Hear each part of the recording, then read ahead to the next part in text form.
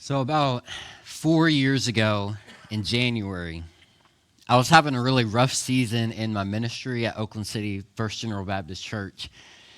And I'll never forget, I was studying for an upcoming test in one of my classes because I was still in college. And my dad came up the stairs. We were living in the church parsonage at the time. So he came up the stairs and walked into my room. And he said, "Hey, do you have a minute?" And I was like, "No, not really, but I'll give you one." And he looked at me and he said, "Listen, I know we've been going through this rough season at the church as far as like your job's concerned." And he said, "I would consider applying for Shady Grove General Baptist Church." And at that point, I had not even thought about it. I had known that because Papaw, that they had been looking for, you guys have been looking for a pastor for a while. And I said, "Are you sure?" And he said, "Yes, because this church is moving away from wanting you as a leader here." And he said, "I've tried to convince them, and they don't seem to want you anymore." He said, "So I'm going to shift my vision, and we're going to go in a different direction." And February 13th, excuse me, I wasn't getting choked up. I've had a cold. February 13th, 2020 is probably a day that I won't forget, one of the few beginning days. I was 21 years old. I was engaged to Chloe. I was still currently the associate pastor of Oakland City, and I felt like this rough season in my ministry, I would just have to work through. And because I really felt called to youth ministry, and I was like, no, I'm going to stay, I'm going to fight. I'll show them, I'll prove it to them that I'm worthy of them, that I'm good enough, even though I am young. But at the same time, I was feeling like I was being sent in a different direction. And February 13th is actually the day that I officially applied to be the full-time lead pastor of Shady Grove General Baptist Church. And I sent my resume to Josh Vincent and waited and waited and waited for a reply until I found out that he never got the email. So then on February 19th, I resent the resume, and I was scheduled to preach my first trial sermon on February 23rd. February 23rd, I thought would be a day that would leave me with more questions than answers, but it actually didn't at all. It left me with very much clarity, and even Chloe, it left her with some clarity too. I stepped into this same church that I'd walked in for many, many years, for many Mother's Days and other special occasions, or if I just stayed the night with Grandmama and Papaw, I would walk into this church. And I'd even filled in here when I was 17 years old. But this time it was different. This time I had applied to be the lead pastor, and I was about to preach my trial sermon. And I remember, I will never forget that Sunday where I came up here, and before I even showed up to the church building, I was asked to do communion, and I was asked to do 2 baptisms. And I was like, man, you're really, really trialing me to see how I do things. So I did communion. I baptized Gavin, Vincent, and my cousin, Lainey. And I preached from John chapter 21. It's one of my favorite messages that I've actually preached, called Breakfast with Jesus. The Sunday morning on February 23rd, when I stepped in here and I heard others worshiping, and I even came up here and preached, I knew that this was the church that I was supposed to be at. And so we went forward. Actually, that same day, I had my interview on February 23rd. And I had one more trial sermon scheduled for 2 weeks after February 23rd. And then COVID shut everything down. So when COVID hit, I immediately had to shift because I still had a job. I still had a responsibility. They didn't know at the time that I was doing this. They thought I was just filling in for another church. And so I had to shift my mind away from Shady Grove, and I have to do what I've been called to do at this church. So I scrambled to engage my students in my student ministry at Oakland City and continued to work so hard to keep what I'd worked so hard to build up in that church. And after months of talking to the pastor search committee here and still trying to do ministry at Oakland City, you guys finally decided to vote in the summer. And I was accepted to take the position as lead pastor of Shady Grove General Baptist Church on June 1st, 2020. Now, for those of you who were here that very first Sunday, June 7th, I preached from Haggai chapter 2 in this series that we started called Coming Home. Because I was able, at that time, some of the restrictions had dropped, and we had, if you remember, if you were here, we still had the pews in here, and each pew had these papers that are probably still in my office, and it said, for now, social distancing is an act of love. And it was a way for us to social distance while we were in here. But in that series, we looked at different places in the Bible. We talked about Ezra and Nehemiah, as well as this return from Israel after being scattered by the Assyrians and the Babylonians, this return back home. And it really felt like since COVID shut everything down and there weren't any services for so long, it was like we were coming back home to our home church. We talked about how this man named Zerubbabel would be the one that would lead the first group back, and then it would be Ezra, and then Nehemiah would bring that last group. But Zerubbabel was from the line of David, and how that was a sign of hope. And at that moment on Sunday, June 7th, 2020, I looked out in the sanctuary that looked very different than it does now, and I saw the near 30 people that gathered, and we would begin to work to build the church that God called us to be. And so I want to read what I read on that Sunday, on my very first Sunday, 3.5 years ago. Haggai chapter 2, verse 9 says, "The glory of this present house will be greater than the glory of the former house, says the Lord Almighty. And in this place I will grant peace, declares the Lord Almighty." I love that because 3.5 years ago, I said the glory that's in this house now is going to be not even comparable to the glory of the house 3.5 years later. Because I came in with this vision that I would spend the first 6 months getting to know you, just being your pastor, preaching. But then we would start the work, year number 1, with the year of prayer. Then we'd have the year of revival, and now we're at the end of our year of outreach. But the glory of this church at the end of 2023 is greater than the glory of the church in 2020. And what I want us to do, it's not really so much a message as it is a recap of all that we've been through in the past 3.5 years. I want us to celebrate what we've accomplished. And I also want us to dream together for a moment about what is to come in the next 3 to 4 years. So we honor and celebrate the past while we look forward to the future. So in 2020, we started updating a few things. We updated the audio and video system in late 2020. We bought and mounted 3 TVs and then later added a 4th one because of Judy and Jenny Duncan. They couldn't see the 3, so we put one up there for them too, so everyone will be able to see it. Papa constantly called it surround sound. It's not right, but it's close. Surround sound is not TVs, it's speakers, but you get the point. But we also replaced the speakers, we replaced the soundboard and several other things and updated a lot of the technology in the church. For the first time, as I know, in the church's history, we had internet put into the church, and it allowed us to live stream our services on Facebook without my phone on a tripod right here. I looked back at different videos as I was recapping and thinking about it, and I had my phone tripod there, and I came up here, and I said the worst joke, and you guys still laughed at it. So I was like, man, this was home for me because you're laughing at jokes that aren't even funny. But we navigated through that season. We started off in here, and then we had a few people get COVID.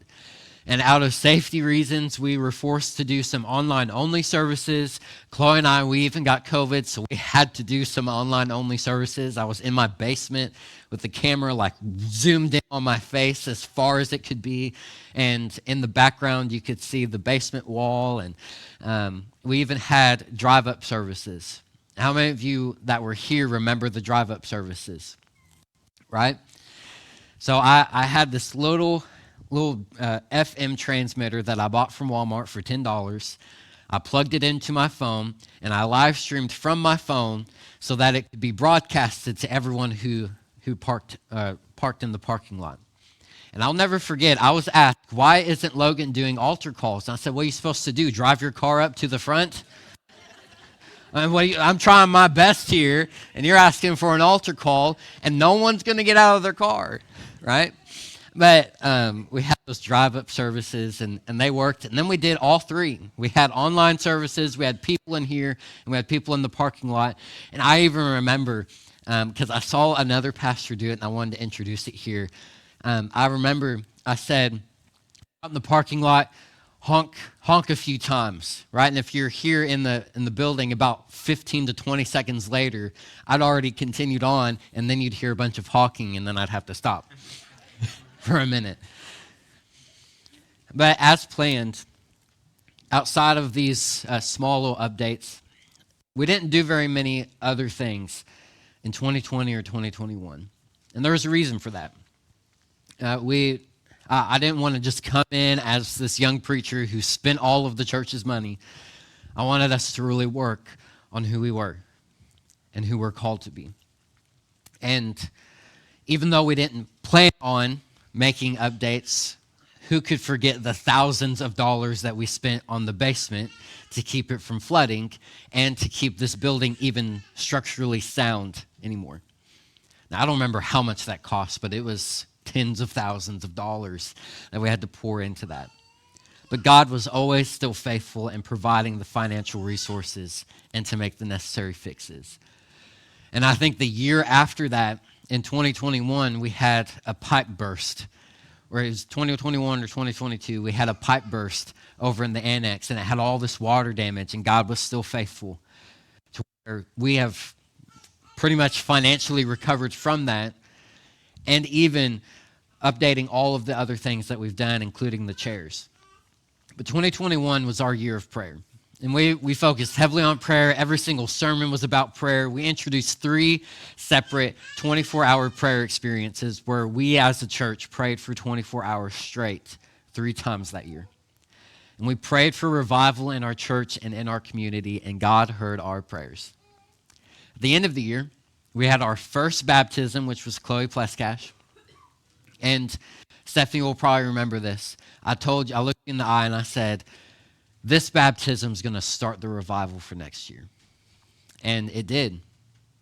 I'll never forget, it was actually around this time of year. It was in December. We had her baptism, and we had a 24-hour prayer experience. And I walked back there. I was walking all over the church. I was praying. I think I had like a 4-hour slot that I was doing. And I went back there, and I'd filled up the baptistry and still praying. And then I would go and constantly check on it to make sure that it was still getting warm. And I remember I walked back there, and I was praying over the water, and I was like, Lord, I pray that we continue to fill up this water all throughout 2022.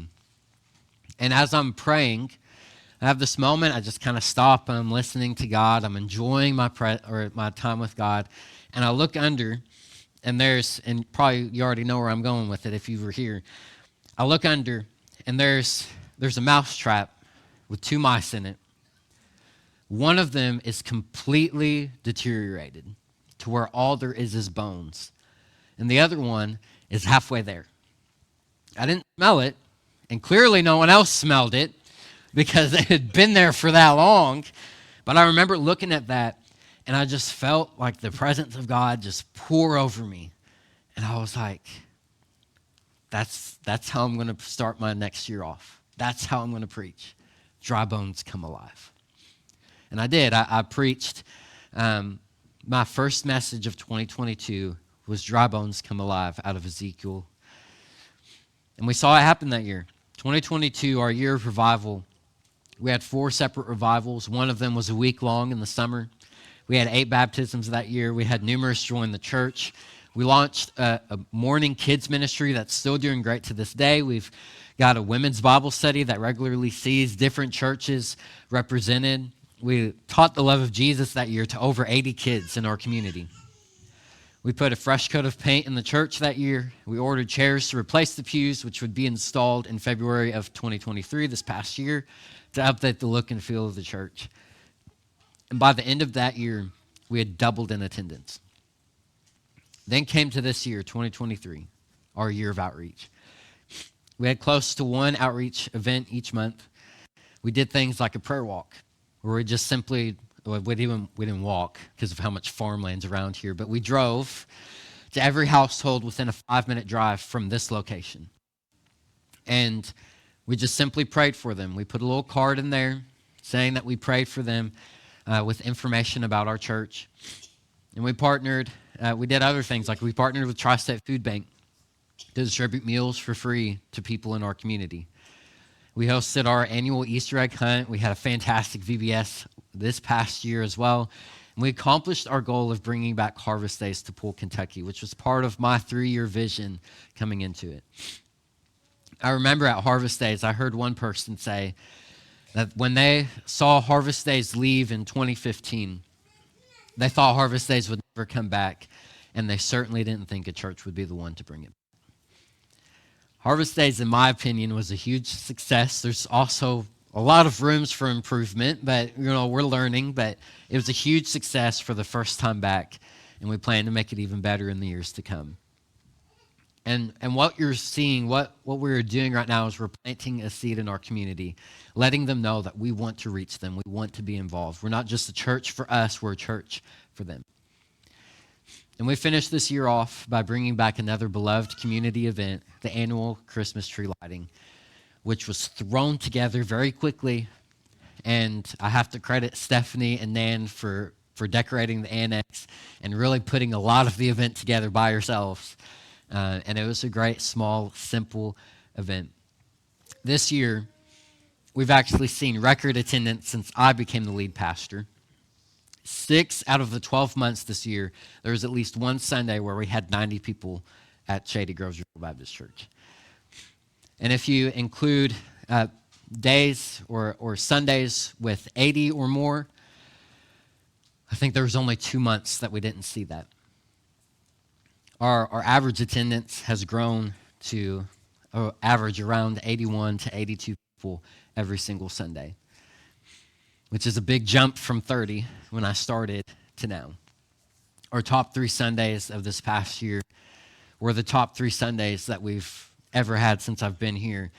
133 people on Easter across 2 different services, 105 people in July when Otis Martin was baptized, and then 98 a couple weeks ago in December. There's only been 2 months where we didn't have, I already said that, never mind, I got ahead of myself. 2 months where we didn't have more than 80, at least one or multiple Sundays. This year, we also started being more intentional about our teen ministry. We sent teens to the youth conference. Chloe and I, we took them, and we plan to continue to do that in years to come. And we've had a very successful Grove Kids ministry. And one of my favorite quotes that I heard this year is that our Grove Kids on Sunday nights used to not go here, but now most of them are our kids. They go to our church. And in the past 3 years, we've seen 11 baptisms. We've seen several families join the church. We've increased our regular attendance from 30 to 35 in 2020 to just over 80 in 2023. Now, there's one thing that's different, though, is that God didn't build his church the way that I expected him to 3.5 years ago. But he's clearly building his church to fulfill the vision that I had from the beginning, that we will have a year where we'll have 20% of our regular attendance transformed by the gospel of Jesus Christ. Meaning that 20% of our regular attendance, which this year would have been about 16 baptisms, if we continue that same trend and having that same constant attendance, that means 1 year we'll have 16 baptisms in 1 year. If we continue to grow as a church in number, then that number will continue to go, but we will have a year where 20% of our regular attendance is saved and takes their first step in baptism. Now, even though it didn't happen like that God didn't build his church that way. I thought it would be more like what Mount Gilead saw, where we would have this outbreak revival and people would be saved and we would experience the goodness of God that way. But instead, he's built it differently. So if you were here in those first days of my ministry, I want you to just take a moment and look around and see how God has sent certain people here to help build this church to where we can fulfill that ministry and we can fulfill that vision years from now. And we've done a lot this past year and in the past 3 years. We've seen a drastic change in the atmosphere and the culture of this church. But there's still a lot of work to do. And that's why, I know my first 3 years, I had a theme word for each year. I had a theme for each year. It was the year of prayer. It was our year of revival. It was our year of outreach. But these next 3 years, the word, 3 to 4 years, the word that just comes to me is intentionality. We're going to be intentionally devoted to what God is calling us to do and telling us to do. These next 3 years are just being intentional. So here's what we have to look forward for the next 3 to 4 years. We're going to intentionally reach every single part of every family who walks into these doors, meaning that we're going to have men's events as we are in January, actually starting that. We're going to have men's gatherings. We're going to have men's Bible study groups. We're going to have women's events. We're going to have women's gatherings, and we're going to have women's Bible study groups. We already have one, so we've got one that's going, and it's going great, but we're going to add more to that. We're going to have different Grove Kids events and different ways that we're going to intentionally reach them so that they are raised up in the faith. We're going to continue to work to have teen events and to have a fully functional student ministry and an on-staff youth pastor. We're going to have different family events and family gatherings so that different families can come together, get to know each other, and just simply know that we're trying to intentionally reach every single part of the family. But also what we're going to try and do, and what I envision us doing in the next 3 to 4 years, is to have a full worship team. Now, for some of you, you might be fine with just the hymns and the tracks, but for the ones who are leading, we're not satisfied with it. We love it, it's working great, but we're not completely satisfied with it. In fact, the tracks are very limiting to what we can do and how freely we can worship. So we're going to, in the next 3 to 4 years, work on getting some people in here, or God sending some people in here that are musically inclined, that are willing to go on stage, and we can have a full worship team to eliminate the need for tracks. So that way, whenever Stephanie or whoever is leading that day feels a prompting that we need to repeat a verse again, we can actually repeat that verse. And I'm not saying that we're going to have elevation style worship where we're going to be singing for the same song for the next 20 minutes, because there needs to be a stop to it, but having that freedom in worship. I'm going to give you a few things I'm going to be working on. A well-defined discipleship path for new and old believers to grow in their faith. And that's something that I'm currently working on. Another thing that I'm currently working on is a leadership pipeline so that we can develop leaders to be prepared to serve in church. So when you want to serve in church, you'll go through this pipeline, you'll go through different trainings to make sure that you're well prepared and you know exactly what you're supposed to do, when you're supposed to do it, and there's nothing expected outside of what we tell you. Churches, I know, have been notorious of saying, here's a job, and a few months later, we're going to add another responsibility because it's part of what you're supposed to be doing. And then, a couple weeks down the road, but you also need to do this too, and you need to add this thing, and you need to start doing this differently. But instead, we're going to work towards this leadership pipeline so that when you want to serve as in guest services and greet people in the door, or greet people out in the parking lot, you come up, you go through this short little training, and then you're sent out. And this is your expectation. You smile, you wave at them, you make them feel welcome. Anything outside of that, you're not supposed to do, right?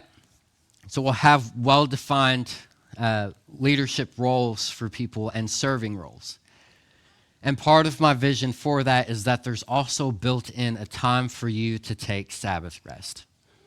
so that you can just come to church and enjoy church for a season, knowing that the next season that follows, the next semester, whatever we call them, is a season that you're going to be serving, but having built in to where you know that you can take a moment to just come to church, not serve, and just enjoy church. What we're also looking forward to is a fully renovated annex building with a new kitchen, updated fellowship hall, renovated classrooms for Grove kids. And that is already starting to take place because of some faithful families who are willing to invest in that. I also see us having an average Sunday morning attendance for 3 to 4 years from now of over 100, with the 10 to 20% conversion baptism rate.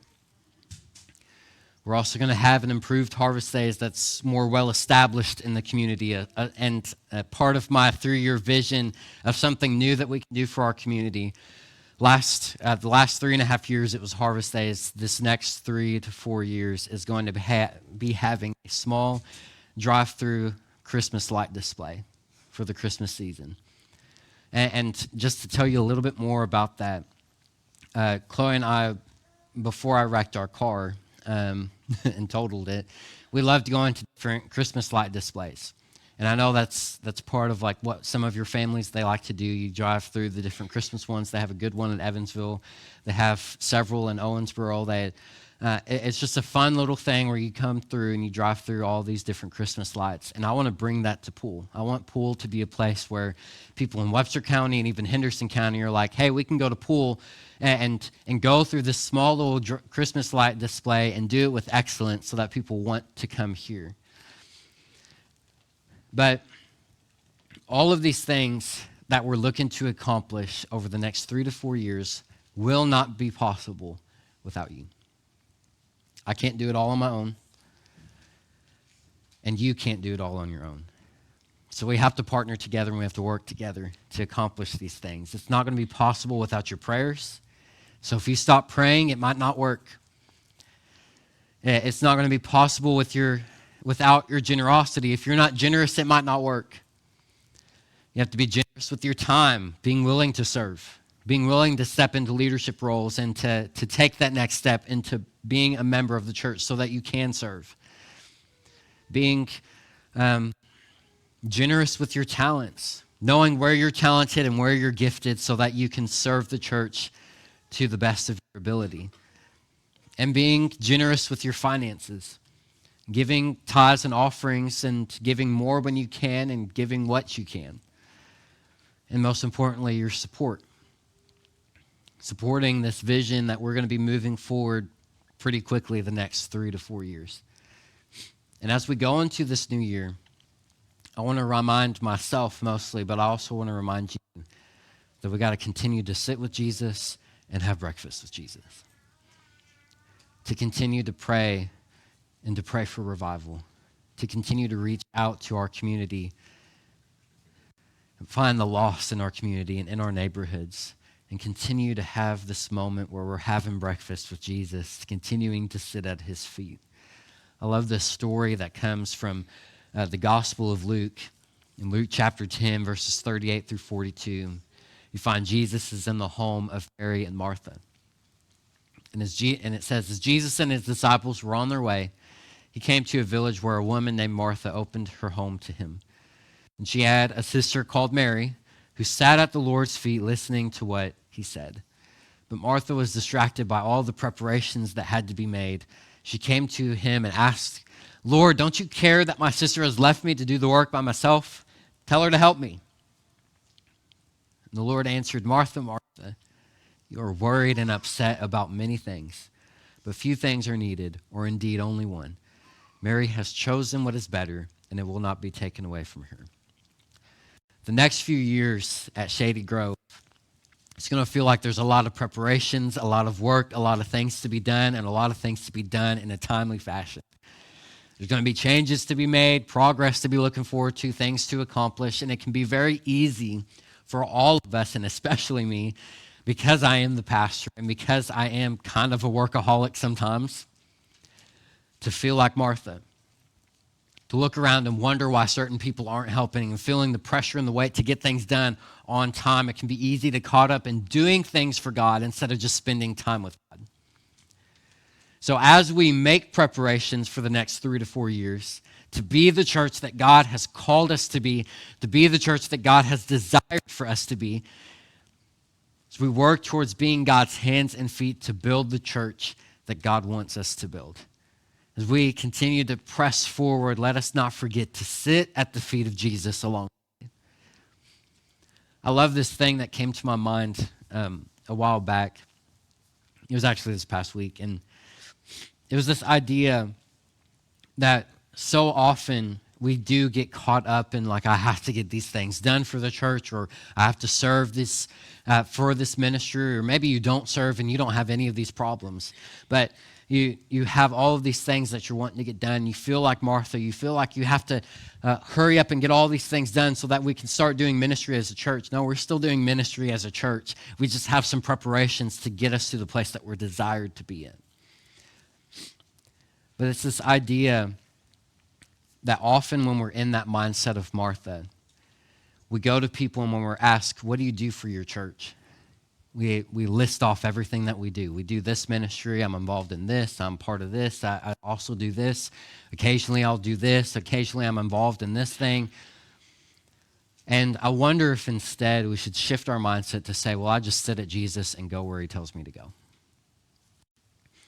What if it wasn't about all the things that we did for God, but instead we sat there and we're like, well, God's telling me to go here, so I'm just going to go here because I know he's going to be with me. Instead of saying, well, I know that we need a worship team, and I can kind of play the guitar, and I can kind of sing, so maybe I should just jump up here and stand here and play my guitar and lead worship. Instead saying, well, Jesus doesn't want me to do that because I'm sitting at his feet and he wants me to preach. I'm sitting at his feet and he wants me to be involved in women's ministries. I'm sitting at his feet and he wants me to be a part of men's ministries here. I'm sitting at his feet and he's calling me to be a deacon. I'm sitting at his feet and he's calling me to be one of the youth leaders. I'm sitting at his feet and he's calling me to help with these renovations. I'm sitting at his feet and he's calling me to do these things. To where we're not saying, well, this is all the things that I do, but instead I just sit at Jesus' feet and I go where he tells me to go. And when he tells me to go, because I was reminded constantly the past couple weeks, Christ will build his church the way that he wants to and in the time that he wants to build it. It takes a lot of pressure off of us to just sit at his feet and say, God, where do you want me? To sit there and have some breakfast with him and say, God, where do you want me today? He'll say, this is where I want you, at my feet. I want you to follow me. I will lead you to where you need to go whenever you need to go. Don't rush over there. I know that you want to be there right now, but just sit here and walk with me, work with me, watch how I do it. Walk with me, work with me, watch how I do it. Sit at my feet and enjoy being with me.